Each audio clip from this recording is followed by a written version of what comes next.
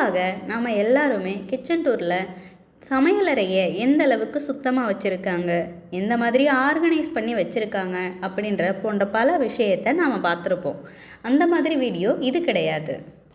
இந்த கிச்சன் டூரில் எப்போவும் நமக்கு தேவையான சில அத்தியாவசிய மருந்துகளை நான் கிச்சன்லேயே எப்போவும் வச்சுருப்பேன். அந்த மருந்துகளை தான் உங்களுக்கு காட்ட போகிறேன்.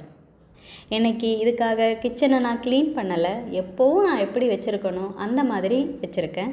ஸோ நீட்டாலாம் இருக்காது. நான் இப்போது கிச்சனில் வச்சுருக்க மருந்து எல்லாமே ஆயுர்வேத மருந்து தான். முதலாவதாக நாம் பார்க்க போகிறது வைஸ்வானர சூர்ணம். இது பவுடர் ஃபார்மில் இருக்கும்.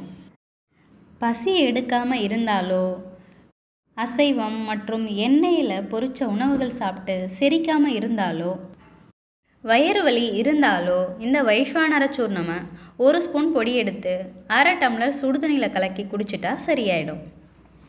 அடுத்ததாக அமிர்தோத்தர கஷாய சூர்ணம். இதில் கடுக்காய், சீந்தில் கொடி, சுக்கு 3 மருந்து பொருட்கள் மட்டும்தான் இருக்குது. ஆனால் இது அதிக பலனை கொடுக்கக்கூடியதாக இருக்குது. காய்ச்சல், சளி, இருமல் இருந்தாலோ, மோஷன் சரியாக போகாமல் இருந்தாலோ, பசி எடுக்காமல் இருந்தாலோ இதை கஷாயம் காய்ச்சி குடிக்கலாம். அடுத்ததாக சித்தோபலாதி சூர்ணம்.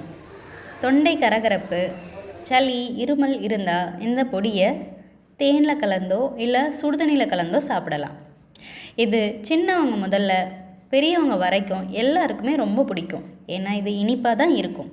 எல்லாரும் விருப்பப்பட்டு சாப்பிடுவாங்க. இது ரொம்ப பெஸ்ட்டு மெடிசனுங்க. சளி, இருமல் உடனடியாக நிற்கும். அடுத்ததாக தாலிசாதி சூரணம். இதுவும் சளி, இருமலுக்கு ரொம்ப நல்லது. கூடவே சளி பிடிச்சு மூக்கில் நீர் வடிஞ்சாலோ, சைனஸ் தொந்தரவுக்கும் இது ஒரு பெஸ்ட்டு மெடிசன். அடுத்ததாக திரிஃபலா சூர்ணம். இது ஒரு சர்வரோக நிவாரணின்னு சொல்லலாம். மோஷன் சரியாக போகலை, பசி எடுக்கலை, செரிமானம் ஆகலை, தோல் பிரச்சனை இருக்குது, சுகரு, ப்ரெஷர், கொலஸ்ட்ரால் போன்ற பல நோய்களுக்கு இது ஒரு சர்வரோக நிவாரணியாக இருக்குது. இந்த மருந்தை எப்போவுமே வீட்டில் வச்சுக்கிறது நல்லது. அடுத்ததாக திரிக்கடு சூரணம். பல பிரச்சனைகளை சரி பண்ணுது. சளி, இருமல் இருந்தாலோ, சில குழந்தைகள் சளி பிடிச்சிக்கிட்டு மூச்சு விடவே சிரமப்படுவாங்க. அந்த மாதிரி இருந்தாலோ, நெஞ்சு சளி இருந்தாலும் இதை சாப்பிடலாம். இது உடல் எடையை குறைக்கிறதுக்கும் உதவியாக இருக்குது. பசி எடுக்க, செரிமானமாகவும் நல்லது. இதை 1 ஸ்பூன் பொடி எடுத்து 1 டம்ளர் தண்ணியில் கலக்கி சாப்பிட்ட பிறகு சாப்பிடுவோம். அடுத்ததாக நிலவேம்பு கஷாய சூரணம். இது காய்ச்சல், சளி, இருமல், காய்ச்சலோடு சேர்ந்த உடல் வலி, மூட்டு வலிக்கு ரொம்ப நல்லது. டெங்கு காய்ச்சலுக்கு இதை ஒரு பெஸ்ட் மெடிசன்னே சொல்லலாம். நிலவேம்பு கஷாயம் பற்றி உங்களுக்கு நல்லாவே தெரியும்னு நம்புகிறேன். இந்த ஆயுர்வேத மருந்துகள் எல்லாமே எப்போவும் என்னோடய சமையலறையில் இருக்கும். இதில் நான் சொல்லியிருக்க சூர்ணம் 1 ஸ்பூன் சாப்பிடணும்னு சொன்னது எல்லாமே பெரியவங்களுக்கானது. ஆனால் ஒவ்வொருத்தவங்களுக்கு ஏற்ற போல் இதோட அளவுகள் மாறலாம்.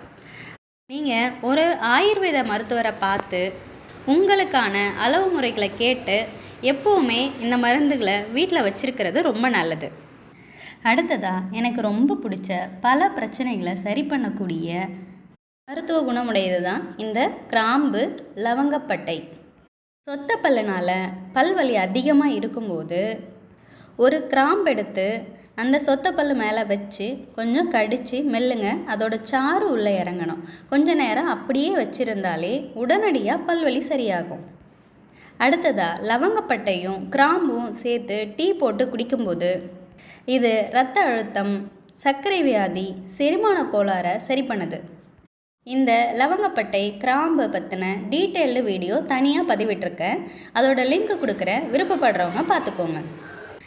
அடுத்ததாக சீரகம், சோம்பு இதெல்லாம் செரிமான கோளாறை மட்டும் சரி பண்ணாமல் பல பிரச்சனைகளை சரி பண்ணுது.